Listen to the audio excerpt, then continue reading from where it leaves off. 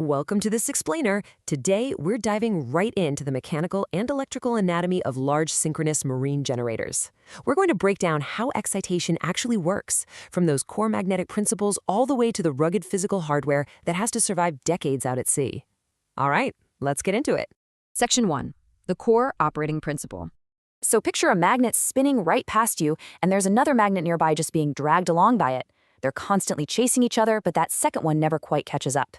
That elegant little physics analogy right there, one field chasing another, forever locked in step, that is the entire operating principle of a synchronous machine. Moving on to Section 2. Generating synchronous torque.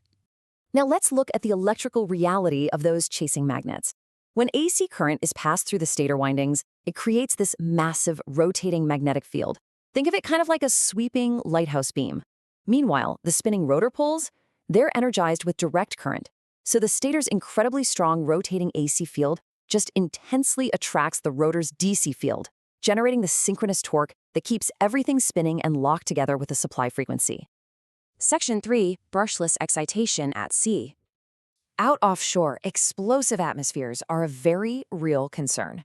Using old-school sliding carbon brushes to transfer power is a massive liability. You've got friction, carbon dust, and worst of all, sparks. No thanks. That's why brushless excitation is the undisputed marine standard. It completely eliminates those risks by providing a fully sealed, contact-free method of supplying the rotor's magnetic field. So how exactly does this contact-free loop work? Well, it starts with an auxiliary AC exciter generator mounted right there on the main shaft.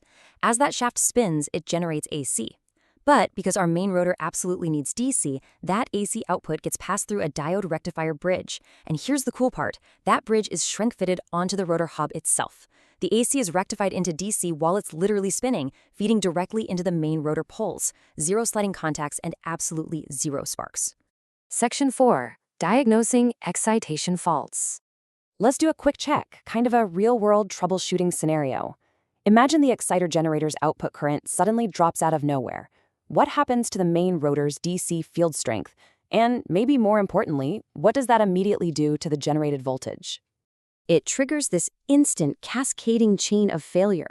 Step 1, the exciter output drops. Step 2, that main DC rotor field instantly weakens. And step 3, a weaker rotor field means a weaker magnetic coupling, which drops your generated output voltage right down. This exact fault chain is what an automatic voltage regulator, or AVR, is constantly fighting to prevent by instantly pumping more current into the exciter. Section 5. Rotor physical construction. We've covered how excitation works electrically. So next, let's look at the physical construction that lets these components survive decades at sea. Because out there, these are the non-negotiable mechanical limits. First up, overspeed survival. The rotor literally has to withstand rotational stresses up to 120% of its rated speed. Second is the critical speed margin. Look, every single rotating mass has a natural resonant frequency, right? Well, a marine rotor's critical speed has to be at least 1.5 times its nominal operating speed. If it sits too close, say like 1.2 times, any minor speed excursion could push the rotor right into resonance. And that means catastrophic self-destructive vibration. To survive those absolutely massive forces, the rotor's salient poles are heavily armored. They're meticulously built out of punched and stacked steel plates and then bolted directly to a solid forged steel hub. Add in a damper winding to stabilize oscillations and brace the whole thing with custom aluminum profiles, and you get a setup with supreme vibration resistance. It's purpose-built to handle the brutal mechanical abuse of a massive ship just pitching and rolling in heavy seas. We've covered a ton of ground today. You now understand the complete operating principle of a synchronous machine. You've seen the rotating stator field pull the DC rotor, you've seen the brushless excitation path keep everything sparking free and maintenance light offshore, and you've seen the heavily armored physical reality of the rotor itself. So I'll leave you with this.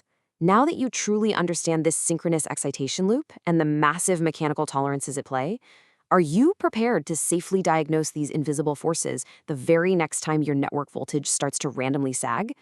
Keep that question in mind, keep digging into the details, and thanks for joining me on this explainer.